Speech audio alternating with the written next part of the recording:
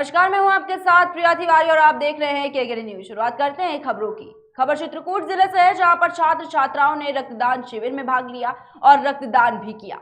वहीं विद्यार्थियों ने कहा कि रक्तदान करना जीवन दान करने के बराबर है, इसलिए हम सबको संकल्प लेना चाहिए कि साल में कम से कम एक बार रक्तदान जरूर करें। वहीं इस अवसर पर प्रधानाध्यापक डॉक्टर अमित कुमार सिंह, डॉक्टर वंश गोपाल, डॉक्टर रचित जायसवाल सहित कई लोग उपस्थित रहे। और इसी खबर पर तमाम जानकारी के लिए हमारे साथ हमारे संवाददाता रहमत अली इस वक्त जुड़ चुके हैं। तो रहमत, आपसे जानना चाहेंगे, जिस तरीके से रक्तदान शिविर का आयोजन किया गया, कितने लोगों ने भाग लिया इसमें? जी मैम, बता दें आपको, रक्तदान जीवन दान है जी। इसमें रक्तदान कई जिंदगियों को बचाता है जी। इस बात को एहसास हमें तब होता है कि जब हमारा कोई अपना खून के लिए जिंदगी और मौत के बीच जूझता है। महाविद्यालय के प्रबंधकों ने राष्ट्रीय सेवा योजना के पंजीयन स्वास्थ्य योजनाओं के द्वारा रक्तदान किया गया है। जी। आपको मैम बता दें कि इस स्वास्थ्य परीक्षण कराने के बाद इसमें कई बच्चे जो है अपना रक्तदान किए हैं। जी। और अहमद, कितने छात्र छात्राओं के शामिल होने की खबर इसमें सामने आई, क्योंकि देखा गया कि बड़ी तादाद में जो छात्र छात्राएं हैं वो आगे आए और रक्तदान शिविर में भाग लिया उन्होंने। जी, जो है यहाँ काफी जो किया गया है विद्यालय में, इसमें कई बच्चे शामिल थे। जी। चलिए, बहुत बहुत शुक्रिया आपका हमारे साथ जुड़ने के लिए। जी जी। तो बताना चाहेंगे आपको कि रक्तदान शिविर में छात्र छात्राओं ने बढ़ चढ़ कर भाग लिया है और साथ ही साथ रक्तदान भी उन्होंने किया है। वहीं विद्यार्थियों का ये कहना है कि रक्तदान करना जीवन दान करने के बराबर है और इसीलिए हम सबको संकल्प लेना चाहिए कि साल में कम से कम एक बार रक्तदान जरूर करें। और इस अवसर पर बताना चाहेंगे आपको कि प्रधानाध्यापक डॉक्टर अमित कुमार सिंह, डॉक्टर वंश गोपाल, डॉक्टर रचित जायसवाल सहित कई लोग वहां पर उपस्थित रहे।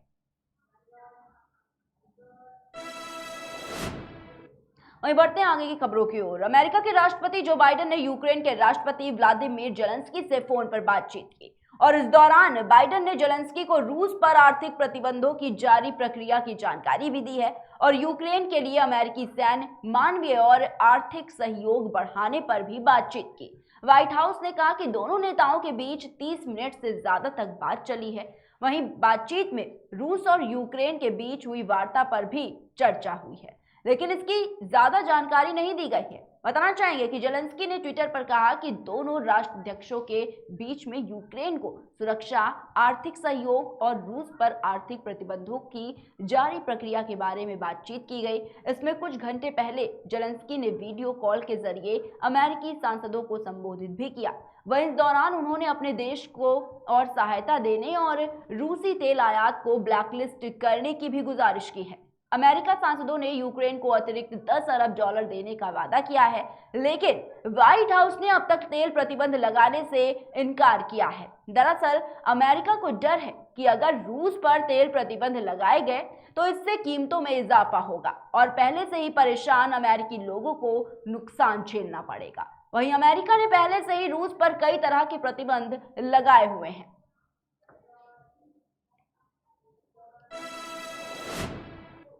वहीं रूस और यूक्रेन के बीच छिड़ी जंग एक हफ्ते से अधिक समय से जारी है और इस वजह से अभी तक दोनों पक्षों को भारी नुकसान उठाना पड़ा है। यूक्रेन और रूस दोनों ही जगह बड़ी संख्या में लोग वहां पर मारे गए हैं। वहीं युद्ध को रोकने के लिए रूस और यूक्रेन के बीच 2 दौर की वार्ता पूरी हो चुकी है। वहीं सोमवार को दोनों देशों के बीच तीसरे दौर की वार्ता होने वाली है। इस वार्ता पर दुनिया की नजरें टिकी हुई हैं, क्योंकि इसमें युद्ध को रोकने का रास्ता निकल सकता है। वहीं शनिवार को रूस ने यूक्रेन के 2 शहरों में सीज फायर का ऐलान भी किया, लेकिन कुछ ही घंटों के भीतर ये सीज फायर टूटता हुआ नजर आया।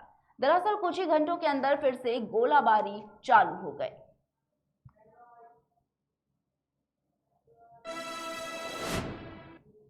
रूस और यूक्रेन के बीच जारी युद्ध का आज 11वां दिन है। युद्ध के बीच रूस के राष्ट्रपति व्लादिमीर पुतिन ने चेतावनी दी है कि यूक्रेन का राष्ट्र का दर्जा खतरे में है।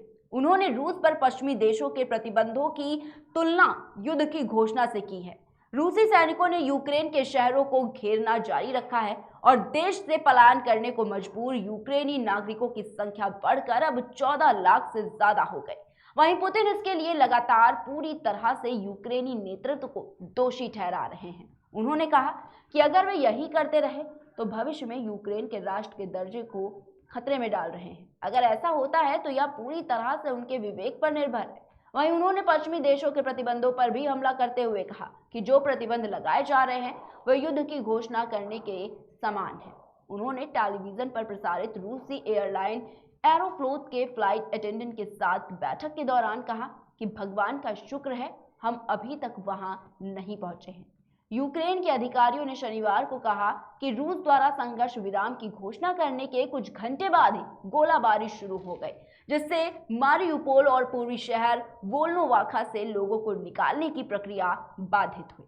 वहीं इससे पहले रूस के रक्षा मंत्रालय ने एक बयान में कहा था कि वह दक्षिण पूर्व में स्थित रणनीतिक रूप से महत्वपूर्ण बंदरगाह मारियुपोल और पूर्व में स्थित वोल्नोवाखा शहर में लोगों को निकालने के लिए रास्ता देने को सहमत है। हालांकि इस बयान में यह स्पष्ट नहीं था कि वह मार्ग कब तक खुले रहेंगे। यूक्रेन के राष्ट्रपति व्लादिमीर जेलेंस्की के कार्यालय के उप प्रमुख किरिलो तिमोशेंको ने कहा कि रूस संघर्ष विराम नहीं कर रहा है और मारियुपोल तथा आसपास के इलाकों में लगातार गोलाबारी जारी है।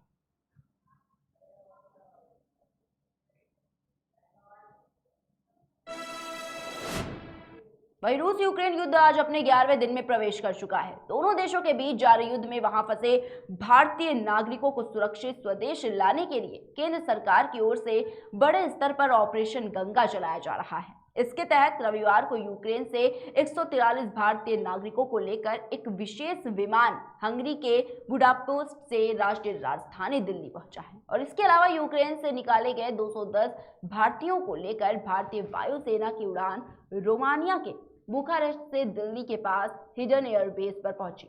बता दें आपको कि शनिवार को भी देर रात रोमानिया के बुखारेस्ट से 142 भारतीयों को लेकर एक स्पेशल फ्लाइट मुंबई आई थी। ये सभी भारतीय यूक्रेन से रोमानिया पहुंचे थे। यूक्रेन में रूस के हमलों के कारण हालत तेजी से बिगड़े हैं। वहां फंसे भारतीयों को सुरक्षित निकालने का काम भी युद्ध स्तर पर जारी है। वहीं यूक्रेन संकट पर प्रधानमंत्री नरेंद्र मोदी ने शनिवार को एक उच्च स्तरीय बैठक भी की है। प्रधानमंत्री के इस बैठक में विदेश मंत्री एस जयशंकर, केंद्रीय मंत्री पीयूष गोयल, एनएसए अजीत डोभाल, विदेश सचिव हर्षवर्धन श्रृंगला सहित कई अधिकारी मौजूद रहे।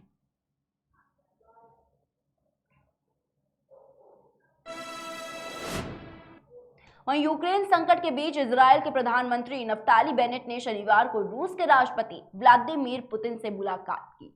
यूक्रेन बातचीत को लेकर दोनों नेताओं की ये मुलाकात कई घंटों तक चली। बेनेट के कार्यालय ने दोनों नेताओं की रूसी राष्ट्रपति कार्यालय में हुई मुलाकात की पुष्टि की है।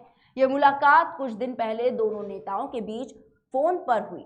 बताना चाहेंगे कि एक रिपोर्ट के मुताबिक इजरायल ने रूसी हमले की निंदा करते हुए कीव के साथ एकजुटता व्यक्त की है और यूक्रेन को मानवीय सहायता भी भेजी है। यह सीरिया में राष्ट्रपति बशर अल असद के लिए मॉस्को के सैन्य समर्थन के प्रति भी सचेत है। वहीं एक रिपोर्ट के मुताबिक यूक्रेन ने कीव और मॉस्को दोनों के साथ इजरायल के अच्छे संबंधों का हवाला देते हुए बेनेट को रूस के साथ मध्यस्थता करने के लिए कहा है। वहीं पुतिन पहले इस विचार के प्रति शांत रहे।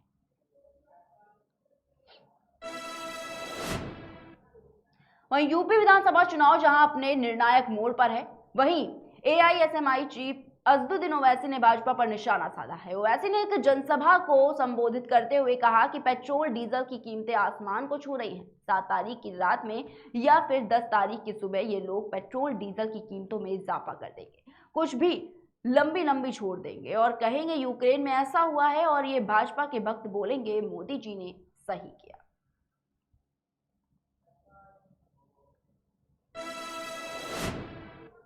वहीं विधानसभा चुनाव में कल आखिरी चरण पर वोटिंग होनी है। वहीं वाराणसी जिले की बात करें तो लोकसभा चुनाव के बाद 400 से अधिक बूथ बढ़ाए गए हैं। ऐसे में बूथ से जुड़ी सभी जानकारियां NVSPIN पोर्टल पर EPIC नंबर डालकर भी अब हासिल की जा सकती है। जिला निर्वाचन अधिकारी कौशल राज शर्मा ने बताया कि वोटर हेल्पलाइन ऐप को प्ले स्टोर से डाउनलोड कर सकते हैं और इसके अलावा टोल फ्री नंबर 1950 पर मैसेज भेजकर और कॉल कर भी सूचना प्राप्त कर सकते हैं।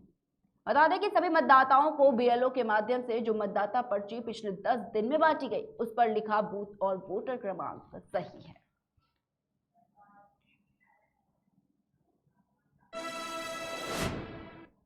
बता दें कि प्रधानमंत्री नरेंद्र मोदी आज महाराष्ट्र के पुणे पहुंचे, जहां उन्होंने मेट्रो रेल परियोजना का उद्घाटन किया। पीएम मोदी ने कुल 32.2 किलोमीटर पूरे मेट्रो रेल परियोजना के 12 किलोमीटर खंड का उद्घाटन किया है। इसके बाद मेट्रो रेल में भी सवार होकर जायजा लिए। बता दें कि इस दौरान पीएम ने मेट्रो में बैठे बच्चों से भी बातचीत की। साथ ही साथ मेट्रो की सवारी के लिए पीएम मोदी ने टिकट भी खरीदा था। वहीं इससे पहले उन्होंने पुणे नगर निगम परिसर में छत्रपति शिवाजी महाराज की प्रतिमा का अनावरण किया है। इस कार्यक्रम के दौरान महाराष्ट्र के राज्यपाल भगत सिंह कोश्यारी और पुणे के मेयर मुरलीधर मोहोल भी मौजूद रहे।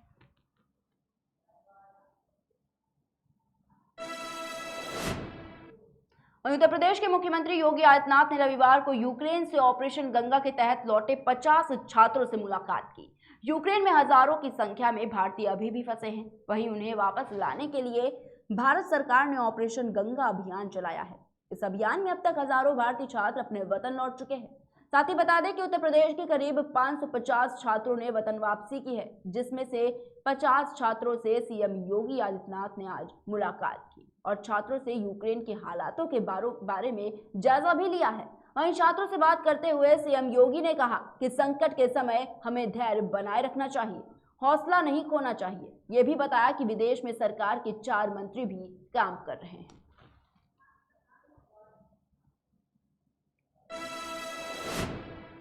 वहीं कानपुर के चकेरी एयरपोर्ट पर एक बड़ा हादसा होने से टल गया। आपको बता दें कि यहां लैंडिंग करते समय तटरक्षक दल का एक विमान रनवे पर फिसल गया और उसमें आग लग गई। हालांकि विमान में सवार सभी लोग सुरक्षित हैं। चकेरी एयरपोर्ट निदेशक बीके झा ने बताया कि चेन्नई से कानपुर आ रहे डोजियर विमान की लैंडिंग के समय उसका बायां इंजन फेल हो गया और इसके बाद विमान असंतुलित होकर रनवे के किनारे चलता चला गया और लोहे की वस्तु से टकराकर रुक गया। इसके बाद विमान में सवार पायलट और वायुसेना के जवानों ने निकलकर अपनी जान बचाई।